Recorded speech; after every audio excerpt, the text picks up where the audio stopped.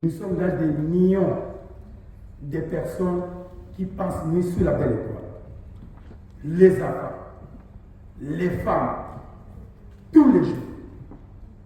En commençant par Kanyabayou, vous évoluez les secteurs occupés par un de vous descendez Kicham, vous arrivez jusqu'à Bounagan, en attrape jusqu'à Goma. Mesdames, mes chefs, les gens, mères et frères. C'est une situation horrible que vous ne pouvez pas imaginer. C'est pourquoi on se pose la question. Quand on parle de la paix, bien sûr nous allons mettre la paix. Est-ce qu'il y a une politique qu'on a mise en place pour faire que ces gens-là rentrent dans leurs villages respectifs? Je ne sais pas. Les acteurs de la paix, quelles sont les méthodes que vous avez mises en place pour que cette population souffrante puisse regagner leur maison, leurs champs complètement détruits?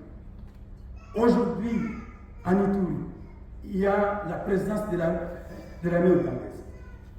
Ils ont figé la mort, un combat avec le milicier de Codeco, qui a fait déplacer plus de 3 zones de santé dans la ville de Bunia. Les enfants malnutris partout. La ville de Bunia est inondée par les enfants. Nous devons comprendre que ce n'est pas facile. Nous, de la Fondation, nous sommes entrés dans des zones terribles. Derrière moi, je devrais être kidnappé pour aller chercher les données que je vous présente ici. Parce que la Fondation avait initié un projet. Nous avons cadré des mamans. On les a formés. Mais on devrait aller jusqu'à un certain village. Là où nous sommes arrivés, on a été kidnappés. Par justesse, comme on est divisé, on a évité de s'enfuir. Mais je vous parle ici, j'ai perdu 3 de mes amis et le véhicule est incendié. Vous entrez dans un village, il n'y a personne. Ma recommandation est celle-ci. Les acteurs de la paix, faisons les choses proprement. Mettons-nous sur une même table. Réfléchissons surtout avec les acteurs qui veulent soutenir ces personnes-là qui souffrent. Nous avons comme impression que ce sont les partenaires internationaux qui viennent, ce sont eux qui ont le financement. Mais les nationaux qui ont les vrais données, par exemple les fondations sociétés à Kinshasa, ils n'ont jamais eu l'appui du gouvernement. Parce que ce sont leurs frères. Mais quelqu'un qui vient des États-Unis, vous leur donnez $1 million. Il paye un expatrié $15 000.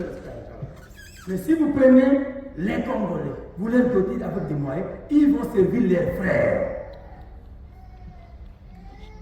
Sa démagogie, sa flatterie, monsieur, nous souffrons à l'aide. Nous avons besoin de la paix. Merci.